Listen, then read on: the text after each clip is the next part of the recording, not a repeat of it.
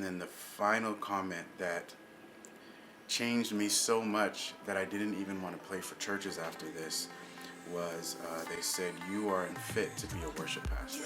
Hey, what's up, Worship Leader Hangout? This is David, and today I want to share with you some of the worst things that I've been told about my playing style. And these aren't actually comments from Facebook, but these have been comments that I have received, quite frankly, over the course of my life that I've never forgotten. And while none of these people, I believe, meant to tell me something mean, it doesn't mean it didn't hurt. And I never forgot it, and quite often it changed the way I even viewed things. And so the first comment was this. I remember getting this when I was in college, playing in my dorm room, and another keyboard player I really respected heard me, and he said, "You're not churchy enough." And be honest, at the time that comment didn't really hurt me, but it wasn't until a couple of years later that I realized what he meant, and that's when the comment hurt. But I never forgot that he said it. What they were saying was my playing wasn't gritty enough for gospel music, and it didn't matter how hard I tried, I just could never get it, and I always wanted to play like that, but it just never came out in my playing. I really played too clean. I still do.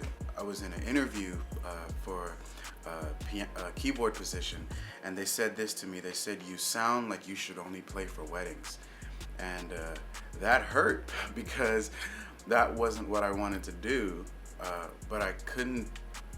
It didn't matter what I did. I couldn't readjust my playing style to fit them. I tried, but it just didn't work.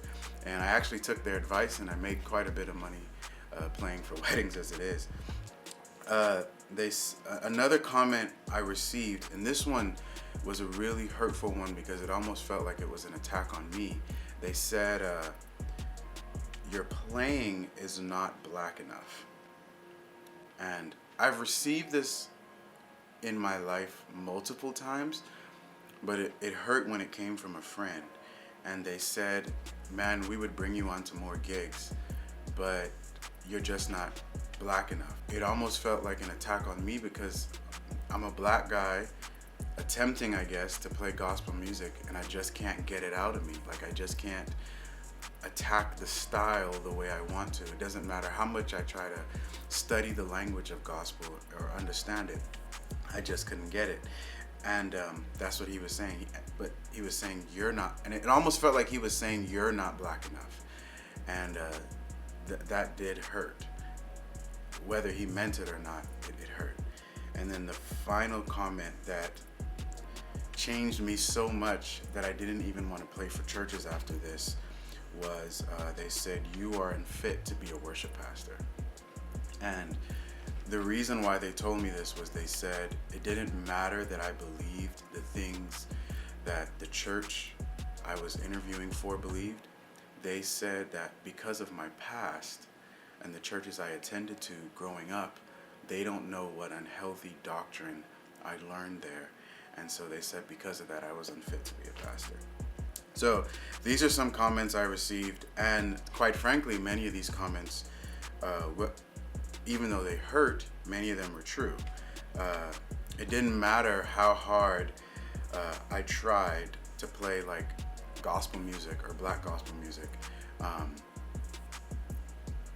I just never could attack the genre the way like other guys were able to.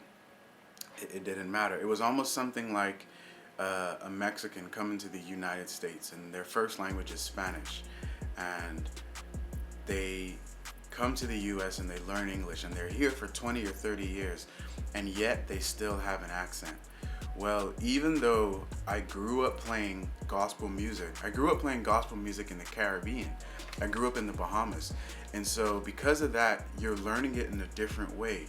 Even though you may be learning the same songs, the way you sing it may be slightly different, or the way you may approach the church service may be slightly different.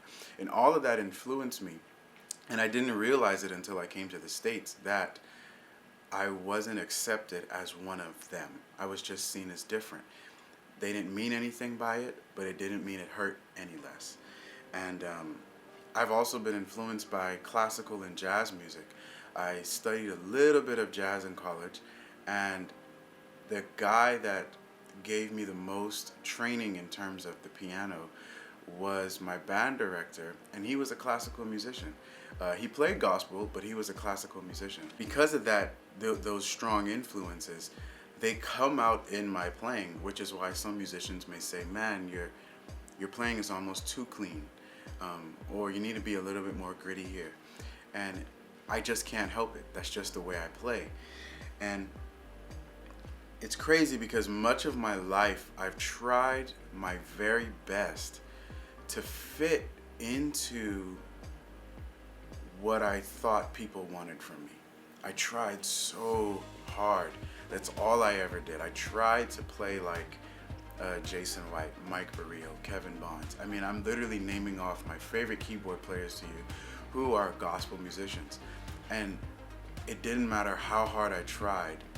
Even if I played the exact notes, which for some songs I've promised you, I have literally transcribed every single note, it doesn't sound like them.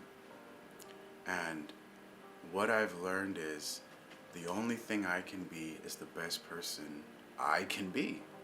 I can't be them. I can only be the best me. And that's what I want to tell you is you can only be the best you. You can't be anybody else. You can try, but eventually you're going to have to find your own voice.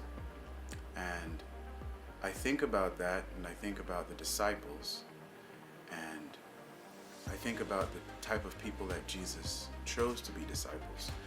And he didn't choose the people who we would necessarily choose. He chose tax collectors. He chose fishermen, businessmen. He chose a zealot. He didn't choose the religious leaders of the time, which is, you're thinking this is a religious position, this is a spiritual job, and we need somebody who's been trained in this. And he didn't choose those type of people. And he chose people who he knew he can make them into the best possible people they could be, and he knew that they could accomplish what he needed them to accomplish. And so, God has molded you to be you and not anybody else. And that's going to come out in the way you play. That's going to come out in the way you lead. That's going to come out in all aspects of your life. But don't just remember that for you. Remember that for the other people that you're leading. And maybe that's why I've never always chosen people on my team, primarily because of the talent I currently saw that they had, but rather what I thought that they could be. And most times I've been able to develop some really amazing musicians. A few times it's kicked me in the butt and I've had to let people go. But I just want to say, be the best person that you can be. Be the person that God intended for you to be. Anyway, that's it. Thanks so much for watching. Great worship leaders are always learning. Thanks again.